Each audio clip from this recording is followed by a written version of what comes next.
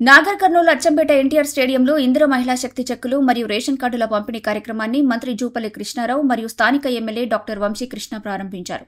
ఈ సందర్భంగా వారు మాట్లాడుతూ ఇందిరమ్మ రాజ్యమే మహిళల రాజ్యమని మంత్రి కొనియాడారు.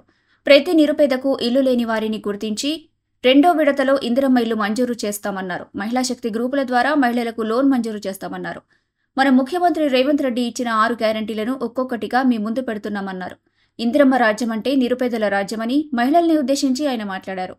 గత ప్రభుత్వంలో రేషన్ కార్డు లేక నానా తిప్పలు పడ్డారు. ఇప్పుడు రేషన్ కార్డు లేనివారు మీ సేవ సెంటర్లో దరఖాస్తు చేసుకోండి, 24 గంటల్లో రేషన్ కార్డులు ఇస్తామని సభాముఖంగా ఆయన తెలిపారు. మహిళా గ్రూపులో ఉన్న మహిళ చనిపోవడంతో ప్రమాద బీమా పేరు మీద 10 లక్షల చెక్కును అందజేశారు. మహిళా గ్రూప్ సభ్యులకు 8,32,000 రూపాయలు రుణమాఫీ చెక్కును అందజేశారు.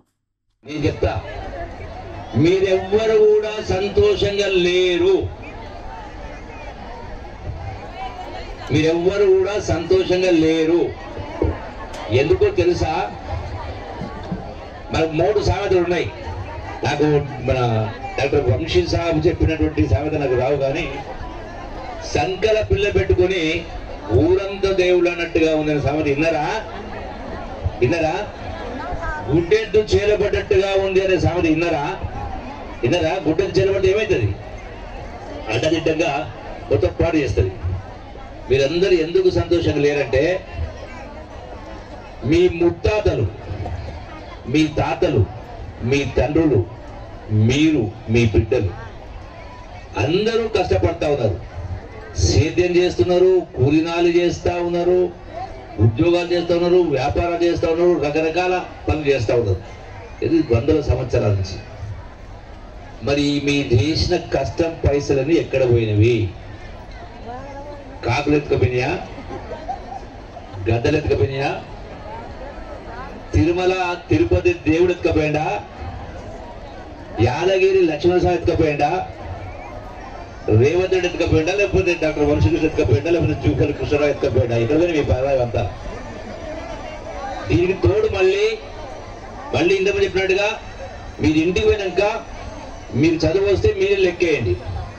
లేదంటే మీ పిల్లలు అడిగి రేషన్ బియ్యం ఎంత వస్తుంది, బయట మార్కెట్లో ఎంత మీకు వస్తున్నది, ఎంత దానివల్ల ఎంత ఆదాయం వస్తుంది, ఆర్టీసీ బస్ వల్ల ఎంత మీకు మీ కుటుంబానికి ఎంత లాభం వచ్చింది. అట్లాగే ఈ రోజున ఇవన్నీ ఇందిరమ్మ ఇళ్ళ ద్వారా ఎంత, కరెంటు ద్వారా ఎంత, ఇవన్నీ పెన్ను కాయ తీసుకొని లెక్కేయండి. ఖచ్చితంగా ప్రతి నెల కూడా ప్రతి కుటుంబానికి ఈ ఇందిరమ్మ ప్రభుత్వం ద్వారా, కాంగ్రెస్ ప్రభుత్వం ద్వారా 1000 రూపాయలు మీకు ప్రభుత్వం ద్వారా ఇస్తా ఉన్నాం, ఆదా అవుతుంది. మరి అవి వచ్చే అయినా ఎందుకు మరి మీరెవరు మీకు ఇన్ని అప్పుడు వాస్తవంగా ఏముండాలి? ఇవన్నీ చూస్తే మీ బ్యాంకు ఖాతాలో పైసలు నిల్వ ఉండాలి, మీ మెడల మీద తులమో 10 తులాల బంగారం ఉండాలి. నాకు తెలిసి ఎవరినో కనపడతలేరు. ఎక్కడ పోయినాయి అంటే ప్రధానంగా 3 కారణాలు. ఒకటి చదువుల పేరు మీద